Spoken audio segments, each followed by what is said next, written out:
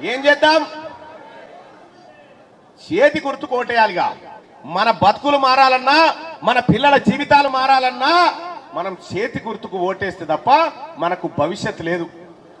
ఎన్ని ఇందిరమ్మ ఇండ్లు ఊర్ల పండి ఉన్నాయా? మీ ఊర్లో ఇందిరమ్మ ఇండ్లు ఉన్నాయి కదా?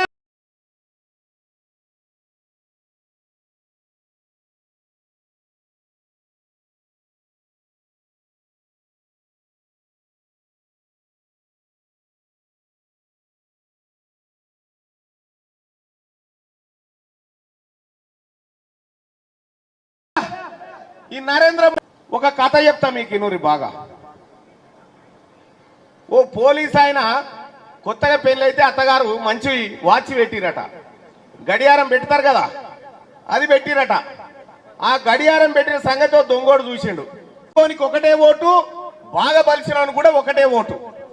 ఆ ఓటును రద్దు చేస్తున్నాడ. మన ఓటును ఇప్పుడు మనకు ఓట్లు లేకుండా చేసేటువంటి ఉపాయం నరేంద్ర మోడీ కడతా ఉండు.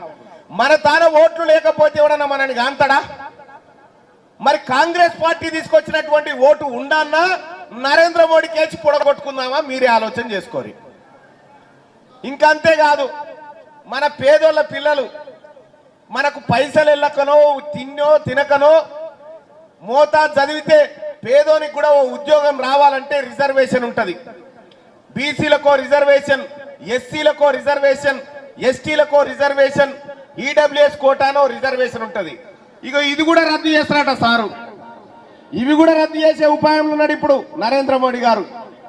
ఇది ఎంత ప్రమాదం అంటే, ఒకవేళ బీజేపీ కనుక ఓటేస్తే ఈ పెద్దపల్లి గడ్డ మీద ఇక ఇవే ఆఖరి ఓట్లుగా మళ్ళీ ఓట్లుగా ఎప్పటికీ ఓటే లేనటువంటి పరిస్థితి తీసుకొస్తారట నరేంద్ర మోడీ గారు. దానికి కారణం ఏంది? వన్ నేషన్ వన్ ఎలక్షన్ అని కొత్త దుకాణం తెరిచిండు. దాని ఎజెండా అది కాదు. One nation zero election. One nation zero election